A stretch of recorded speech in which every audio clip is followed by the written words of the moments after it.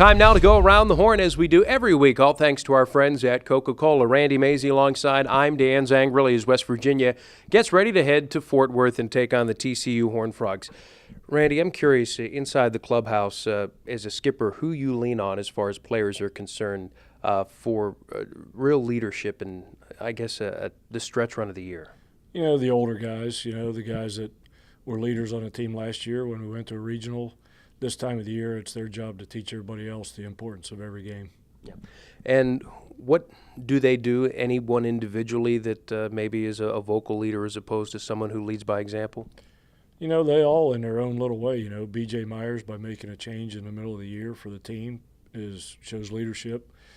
Kyle Gray, by the way, he plays every day, shows leadership. And Marcus Inman, Jimmy Galuski, they're, like I said, everybody in their own little way is doing their part. Well, speaking of Gray, what he's been able to do this year is simply remarkable. The reigning Big 12 Player of the Week for those uninitiated. How is he a different hitter this year as he was a year ago? Because he was really good a year ago. Yeah, pretty simple, really, approach. We tell kids all the time to hit the ball in the middle of the field because that's your best odds of getting hits, in the middle of the field. So it's not as easy to buy into it as it sounds like it is because kids love hitting home runs, I love when they hit home runs, so I get a little pull happy sometimes too, but he really has committed to hitting the ball in the middle of the field and into the opposite field gap, and he's backed it up with a tremendous work ethic this year. He's always the first guy here. Him and Jimmy Galuski are best friends. They're always here early. They always stay late, and that has a lot of reason why they're playing so well. All right, we go back to your old stomping ground, Skip. What do you know about TCU? Have they changed from a year ago at all?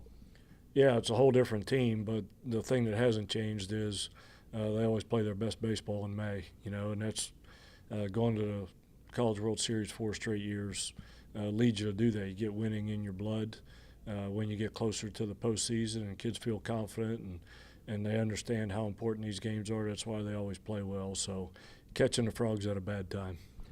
7 games remain. What do you need from your squad here over these final 7? Man, I wish I knew.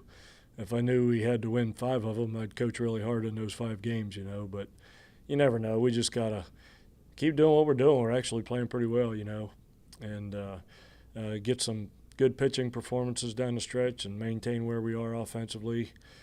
We always have a chance. All right, we invite you to stay with us for the 3-game weekend series, Friday, Saturday, and Sunday afternoon, airtime 15 minutes prior to first pitch on the Mountaineers Sports Network. Every week we go around the horn here on WVUSports.com.